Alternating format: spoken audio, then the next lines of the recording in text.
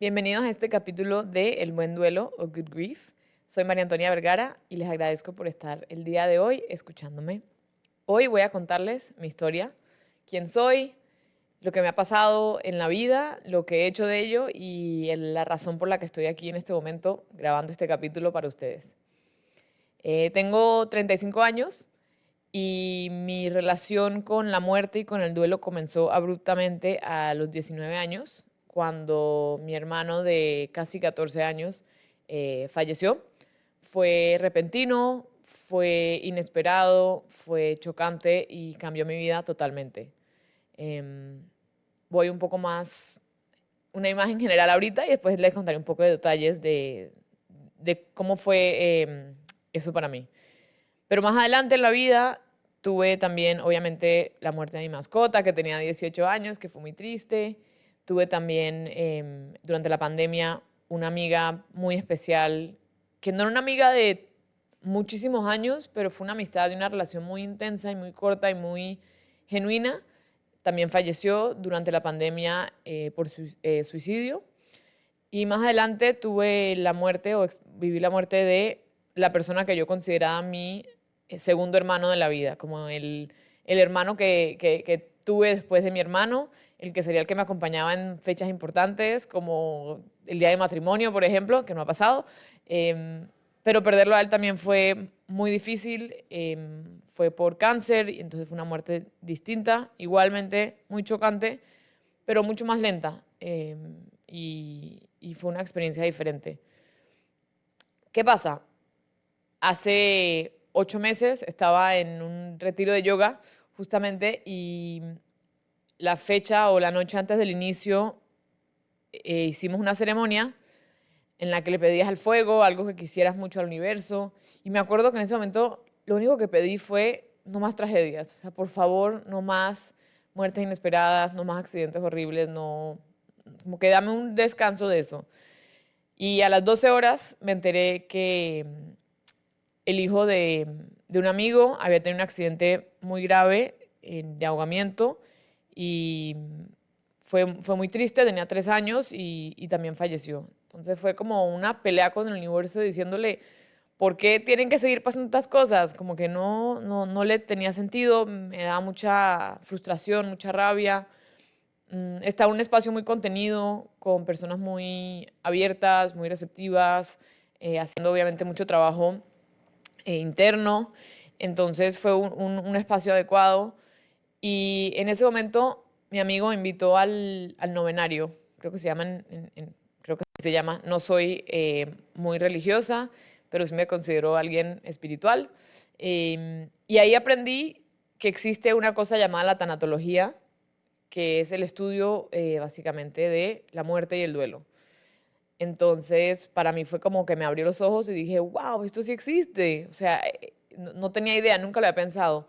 Y lentamente me fui estudiando, aprendiendo. Me inscribí en un curso que se llama El arte de morir, que suena un poco oscuro y mórbido, pero básicamente es el arte de vivir. Porque cuando tenemos la muerte presente, como una aceptación de que va a pasar, empezamos a apreciar mucho más la vida y todo lo que conlleva vivir.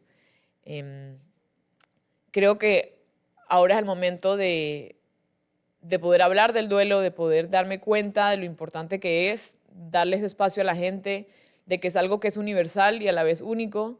Em, y obviamente a mis 19 años no estaba preparada para eso, no estaba preparada para ser alguien que sabe acompañar, pero ahora sí siento que la vida me ha preparado lo suficiente para ser una persona de compañía, empática, eh, que comprende lo que puede estar sintiendo alguien que está viviendo un duelo. Y también lo que he aprendido y lo que he visto y lo que he vivido, obviamente, es que el duelo no es únicamente cuando alguien se muere y se va. Vivimos un duelo constante en la vida, cuando perdemos un trabajo, cuando perdemos una mascota, cuando perdemos una relación. Siempre hay un periodo fuerte donde sentimos mucha rabia, mucha tristeza, sientes que te rompe el corazón y donde lentamente vamos saliendo de eso como casi sin darnos cuenta, con subidas y bajadas. Y al final es es aprender a vivir con eso y a lidiar con eso de la mejor manera para crecer. Siempre he dicho que la muerte de mi hermano fue mi mayor maestro, me hizo quien soy el día de hoy, me dio una nueva manera de vivir y de ver la vida. En una meditación hace unos años me acuerdo que fue muy fuerte, porque una meditación en la que tenías que ir a cuando eras chiquita y pensar un momento que tuvieras una pelea con tu papá o con tu mamá y cómo te sentías. Y para mí en ese momento me di cuenta que yo no tenía memoria emocional de nada, de nada de que hubiese pasado antes de ese incidente a los 19 años. O sea, yo no puedo decirte que me acuerdo de un momento como cargado de emoción, quizá un par, pero no lo recuerdo, ¿no? Fue algo que me marcó tan profundamente que fue como volver a nacer. También cuando se habla, o sea, cuando me pongo a analizar las relaciones amorosas que he tenido o el tipo de pareja que busco, hay toda una teoría, obviamente, de los attachment styles o los, ¿cómo se llama en español? Estilos de amarre, no es amarre. Bueno, attachment styles. Perdonen mi Spanglish, se darán cuenta en todos estos episodios que simplemente es un idioma más en el que hablo. Y me di cuenta que esos attachment styles que tengo yo no son no son formados de cuando era chiquita, simplemente se formaron cuando mi hermano muere y cambia la relación que tengo yo con mis papás. Y empieza a ser una persona en la que constantemente estoy buscando controlar todo a mi alrededor para que la otra persona esté feliz y tranquila, porque si ellos están felices, me pueden querer a mí y me pueden dar el amor que yo necesito, ¿no? Y para mí eso fue muy como, me acuerdo estar sentada escuchando un podcast que hablaba del tema y me describieron perfectamente y me senté y fue como, wow, en verdad sí hago eso. Sí intento controlar todo el ambiente para que esa persona esté bien, para que me puedan querer. Eh, y me di cuenta que obviamente tuvo que ver con la muerte de mi hermano, con querer que mis papás estuvieran bien, porque no es que haya una mejor o peor pérdida, sino que todas son diferentes. Y la realidad es que perder a un hijo o una hija es totalmente antinatural. O sea, normalmente nos morimos de vejez y nuestros hijos siguen vivos y son el legado de lo que hicimos. Y para mí fue muy difícil tener que ver a mi papá y a mi mamá eh, vivir esa pérdida. O sea, yo me acuerdo el momento exacto en el que vi a mi papá cargar el ataúd de mi hermano. Me acuerdo perfectamente del traje que tenía puesto, la luz, todo. En ese momento mi corazón se rompió como de una manera que nunca se va a poder recuperar, ¿no? Porque es algo que no debería pasar. Pero pasó y pasa. Y hay muchas personas que lo viven también. Eh, y hablando hace poco con mi mamá, que le conté que estaba haciendo este curso, que me interesaba hablar del duelo, me dijo que para ella fue muy difícil cuando eso pasó encontrar una comunidad o un espacio para poder hablar del tema con gente que ha vivido lo mismo, que aunque sea diferente cada duelo de cada persona, es compartido ese dolor, ¿no? Y me dijo, había como un tipo de alcohólicos anónimos, pues como que te reúnes y hablas, no sé qué, pero no había como un soporte, no había como que faltaba algo, ¿no? Faltaba poder hablarlo con más ligereza, que no sea eso lo que te determina toda tu vida, ¿no? Eh, entonces me motivó aún más como a poder hablar del tema, abrir este espacio y eso es lo que es este podcast, es hablar con personas que han vivido el duelo de alguna manera, es escuchar sus historias para que el que esté escuchando pueda sentirse acompañado, ¿no? Que se den cuenta que no estamos solos. Siento que cuando vivimos un duelo, llega un momento en que no quieres ser una carga para alguien más, quizá, que sientes que todo el tiempo estás hablando de eso, o que te están cuidando, o que estás incomodando a alguien. Deberías saber que no es así, ¿no? Que siempre hay alguien que se está acompañando, siempre hay alguien que ha vivido lo que has vivido tú y que te puede acompañar en lo que necesites, así sea escuchando y sabiendo que no estás solo, ¿no? Entonces, por eso me motivé a hacer este podcast y les quiero contar un poco más sobre estas tres personas que, que formaron parte de mi vida y que me cambiaron totalmente, ¿no? Que fue mi hermano, mi amiga Claire y mi gran amigo Chaka. Mi hermano tenía 14 años, iba a cumplir en enero y era súper amiguero. Tenía unos ojos enormes, un pelo crespo. Nos acabamos de mudar. Bueno, él se mudó a Argentina 2 años antes, entonces estaba hablando, che, boludo, hablaba totalmente argentino, se le había ido todo lo panameño. Y de mis últimos recuerdos que tengo con él fue que estábamos montando bicicleta en el barrio y él me estaba enseñando a saltar. A saltar, había como unas ramas en el piso, entonces saltaba. Y yo era mucho mayor, pero él era el aventurero, ¿no? Siempre estaba viviendo un poco al límite. Y me caí, y me acuerdo que caí, la bicicleta fue por un lado, y de los últimos recuerdos que tengo de él es mirándome como con cara de asustado, como, "Ah, ¿estás bien?" Y me había raspado y no había pasado nada, pero como esa expresión de preocupación y de que aunque fuera mi hermano y nos peleábamos y todo lo que quieras, como que siempre estaba pendiente de mí, ¿no? Obviamente para mí cuando él se murió fue muy difícil porque uno siempre piensa a pensar en todas las cosas que pude haber hecho, ¿no? ¿Qué tal si le hubiese dicho algo diferente al teléfono en ese momento? ¿O qué tal si no hubiese ido salido ese día a la ciudad, si hubiese estado en la casa? Y todas las cosas que no voy a poder vivir, ¿no? Nunca le enseñé a manejar, que no pude ir a conocer a su primera novia, que nunca va a tener sobrinos, que cuando mis papás no estén voy a estar totalmente sola. O sea, empiezas como a pensar en, o sea, la mente es muy interesante porque busca cómo lastimarse un poco. Uno somos un poco sádicos, ¿no? Como que empezamos a buscar todo lo que nos hace doler. Em, y fue como yo de ahí, pues después que él se murió, yo en vez de quedarme en Argentina estudiando, me fui a Bogotá, estudié en la universidad allá, yo estudié antropología y creo que esos años de verdad me cerré a nuevas amistades. Fue mi último año de la universidad. Tuve un novio, una relación que fue muy linda, me apoyó muchísimo, o sea, yo me despertaba llorando a las 3 de la mañana y él no me trataba de decir nada, solamente me acompañaba, que fue muy necesario y muy valioso y en verdad es una persona que aprecio muchísimo por lo que significó para mí en ese momento. Y fue solo el último año que yo estaba bastante deprimida, la verdad. Empecé a ir al psicólogo, que hice como conciencia de que yo, después de la muerte de mi hermano, cerré mi corazón. Dije, no quiero jamás volver a sentir un dolor como el que sentí, ¿no? Entonces la solución fue, no voy a crear amistades o no voy a crear lazos emocionales que me puedan lastimar. Y me di cuenta que es una manera muy como triste de vivir. Entonces fue el último semestre que empecé como a hacer más amistades y de ahí me fui 3 meses, cuando me gradué, a viajar a Sudáfrica. Ese viaje fue súper especial, fui sola, viajé, estuve 2 semanas haciendo scuba, estuve un mes en un safari haciendo fotografía, viajé de Durban, me fui bajando hasta Cape Town y estuve sola y viajé y conocí a gente y me metí en la naturaleza. Y recuerdo en una caminata que hicimos en los Drakensberg Mountains, que son unas montañas rocosas, o sea, una cosa demasiado hermosa que hay en Sudáfrica.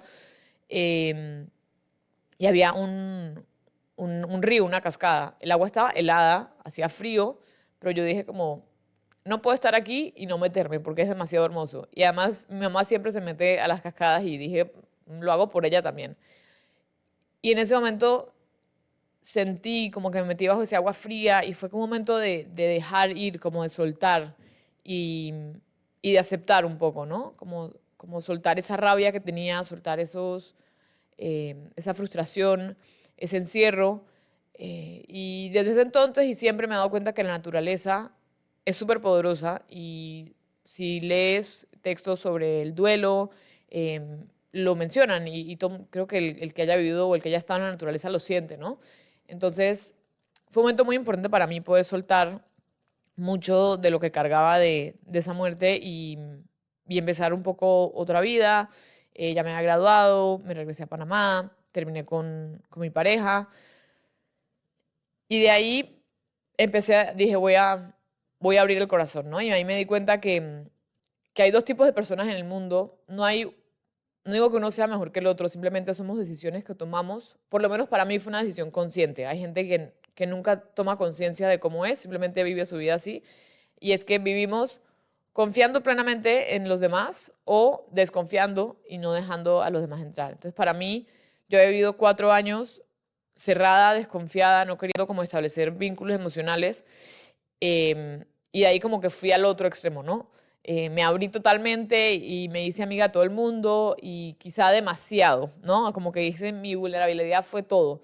Em, y ya por cosas de la vida he aprendido como hay que ser más selectivos. Pero fue una decisión consciente de decir, yo voy a ser abierta, yo voy a ser honesta, yo voy a hablar de quién soy, de lo que me duele, de cómo me siento y, y voy a establecer estas relaciones que sí, puede que me lastimen, pero que prefiero arriesgarme y vivir que no arriesgarme a confiar en alguien o abrirme con alguien y perderme la oportunidad de conocerlos. Y esa ha sido como mi vida o mi manera de vivir desde ese entonces.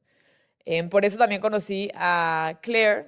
Claire la conocí cuando estaba trabajando en Bali. No, estaba en Malasia, haciendo un programa de educación al aire libre. Ella también era una instructora y era alta, rubia, tenía un cuerpo así como, siempre decía que era como un cuerpo de estatua griega. Y era súper simpática, súper amorosa, se reía a carcajadas como, creo que no, o sea, sus carcajadas son de lo que más recuerdo y lo que más extraño, ¿no? Y trabajamos en diferentes programas, tanto en Malasia, en Indonesia, como que nos movíamos ahí y nos hicimos súper amigas. Me vino a visitar un buen rato a Bali y hablábamos constantemente, ¿no? Ella en ese momento se fue a Hawái a trabajar. Yo vine a Panamá a final de 2019 y en esas empezó la pandemia, ¿no? Y la pandemia fue muy difícil, también estaba todo el tema de Black Lives Matter en Estados Unidos.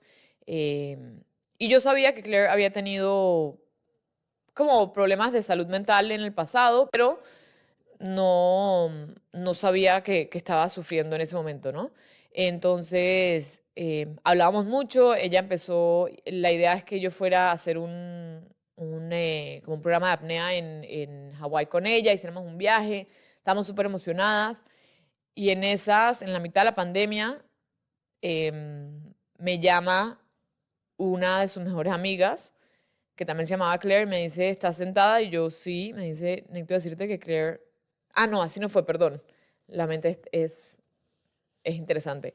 Una amiga me mandó un recorte del periódico diciendo, oye, esta es Claire, y era una foto de ella en un reporte de Hawái que decía que había desaparecido en el mar y que no la encontraban. Yo en ese momento le escribí a cualquier persona que medio conociera a alguien en Hawái o que estuviera en Hawái, diciendo por favor si saben de alguien o si la han visto, por favor, como missing person, a que me ayuden a encontrarla.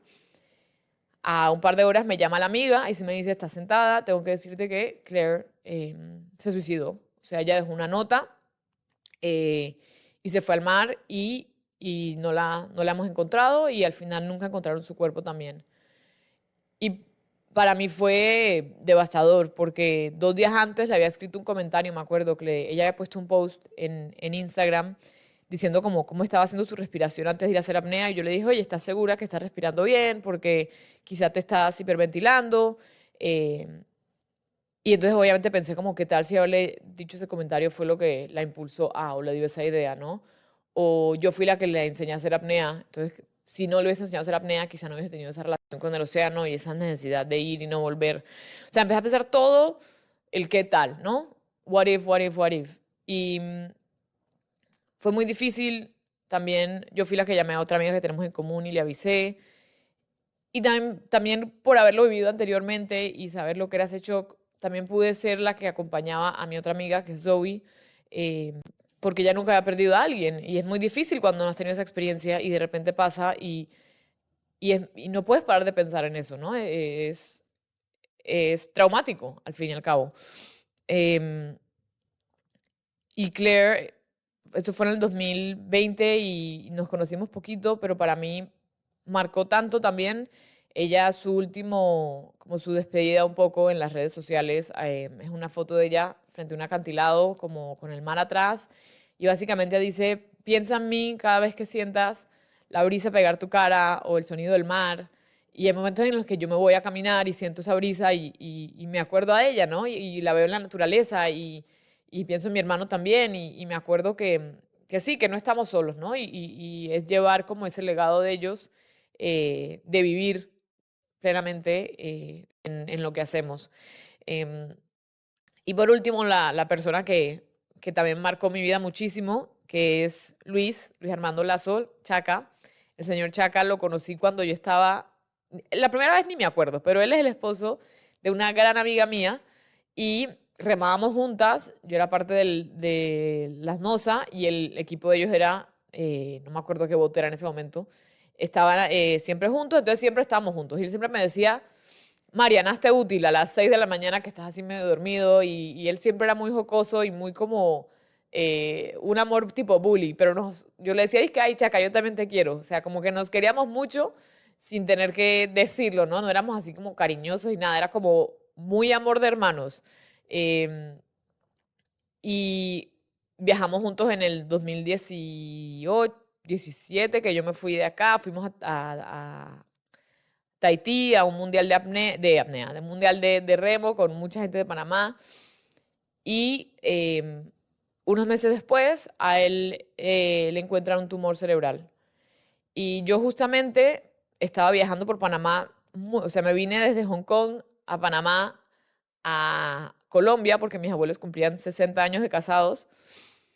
Y justo en ese tiempo que paré en Panamá, él estaba en el hospital y iban a operar. Yo llegué a Panamá y me fui, un amigo me recogió en el aeropuerto y fui directamente al hospital. Lo sorprendí, me acuerdo que estaba todo como con los IVs y el suero. Se trató de parar y todo el mundo como, no, quédate acostado.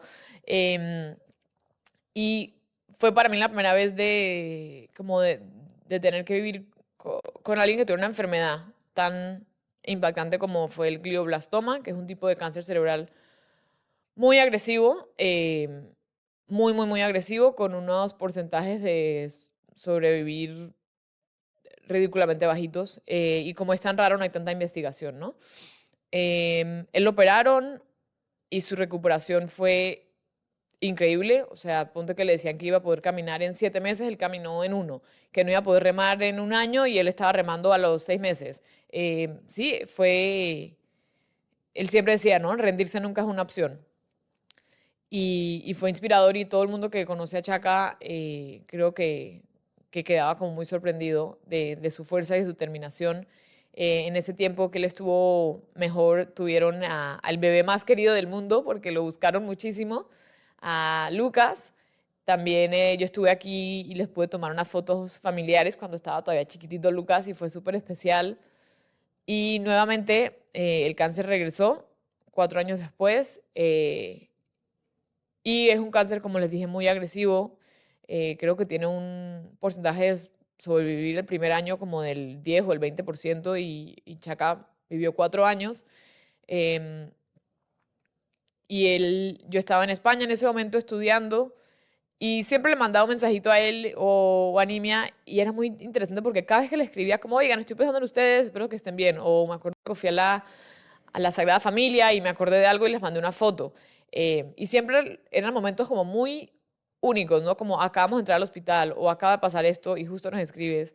Entonces para mí siempre fue como que había una conexión un poco más fuerte de lo normal, sin entender por qué ni sin darle mucho pensamiento. Pero intenté estar lo más presente posible, aunque no estaba físicamente aquí en Panamá. Igual tenía como reservado una emergencia, un emergency budget para venirme a cualquier cosa. Y él empezó a empeorar, entró al hospital, si no me equivoco, en diciembre o en enero, porque la última vez que yo vi a Chaca fue en una cena en diciembre con mi equipo de remo. Y el 5 de abril, que es el único día en mis últimos 20 años, creo que se me queda el celular sin datos. Me acuerdo que fui a sacar mi pasaporte y estaba llegando a un café y cuando me entra señal veo que tengo 15 llamadas perdidas de una amiga. Y sabía lo que me iba a decir, ¿no? Y sí, me dijo, ya, él está descansando. Y obviamente me eché a llorar horrible en ese momento en ese café que tenía como, era un café como de 10 metros cuadrados, era chiquitito.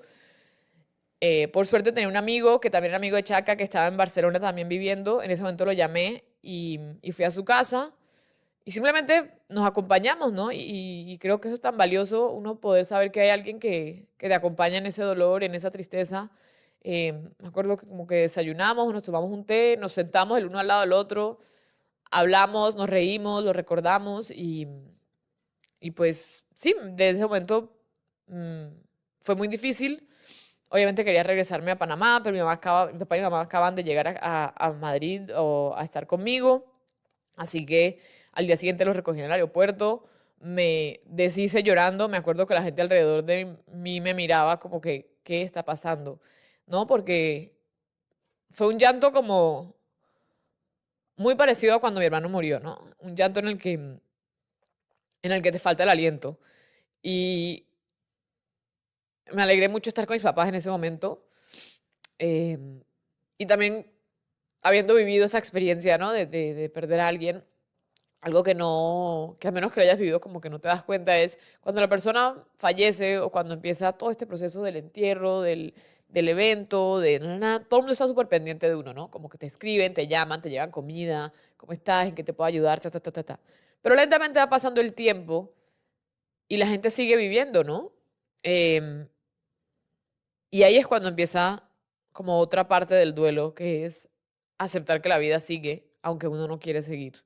Uno quiere que el tiempo pare, uno quiere que la gente pare de vivir, que todo el mundo se detenga, que el dolor es tan grande que no, cómo el tiempo puede seguir existiendo, ¿no? Para mí, me acuerdo como el concepto del tiempo fue tan diferente después de la muerte de mi hermano, como que me daba rabia que el tiempo siguiera, como que cómo puede seguir existiendo el planeta cuando hay tanto dolor dentro de mí, ¿no?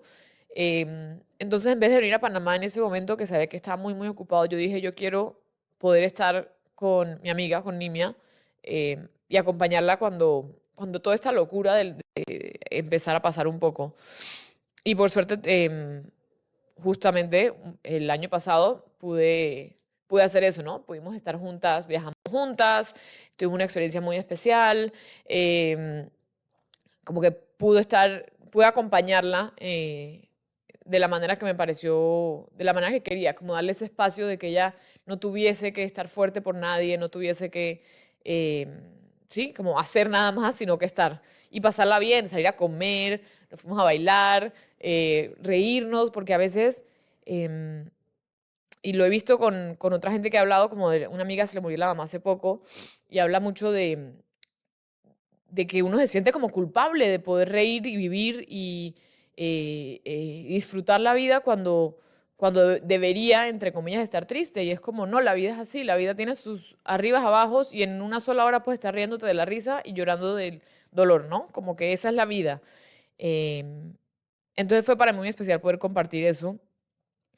Y digamos que esas tres personas, todas, lo que me he dado cuenta en este curso que estoy haciendo del arte de morir es que todas las muertes que yo he vivido han sido de personas muy jóvenes que en teoría como que no debía pasar, ¿no? No debía morirse alguien a los 39 años, ni a los 28, ni a los 14. Como que eso no es natural y causa mucha frustración. eh, y no se habla del tema, ¿no? No es una muerte peor o mejor que alguien que está enfermo y está viejito en su cama y el dolor que siente el hijo de esa persona o la pareja es mayor o peor. Simplemente es distinta y es chocante sobre todo. Em, entonces, para mí poder abrir este espacio es importante. em, Me alegra ver que cada vez más se habla del tema, cada vez más hay personas que quieren hacerlo público, sobre todo creo que en inglés un poco más, em, y la importancia de sentir esa comunidad, ¿no? Yo soy alguien que viaja muchísimo, yo me la paso, no sé, creo que en 4 diferentes lugares al año por lo menos, no, y siento que reboto mucho, pero en todos estos lugares lo que siempre encuentro es comunidad. Y para mí es súper valioso y para la humanidad es súper importante sentirnos de esa manera, ¿no? Creo que por eso la pandemia fue tan difícil, porque estamos tan separados, eh, pero a la vez como que resaltó esa importancia. Entonces, la motivación que tengo detrás de hacer este podcast y crear este espacio es que el que lo escuche o la que lo escuche no se sienta solo, que sepa que está acompañado y que cualquier cosa que esté sintiendo está bien y es normal. Y no debes hacer o sentirte de cierta manera. Lo único que debes saber es que no estás solo. Nunca en tu duelo, en tu vida, y que disfrutas de escuchar las historias. Al final son historias, siento que muchos tenemos ganas de contar nuestra historia, ¿no? Y este es el espacio para hacerlo. Así que desde ya les agradezco por estar escuchando y espero que disfruten y se sientan acompañados por todas estas personas que nos van a acompañar en los próximos capítulos, hablando de sus vidas, de sus experiencias, de sus lecciones, de su perspectiva, de sus herramientas. Y eso, que lo disfruten, que le den like, que se suscriban y todo lo demás que deben hacer cuando escuchan o ven un podcast. Pero nada, les agradezco de corazón y aquí comienza el buen duelo. Good grief.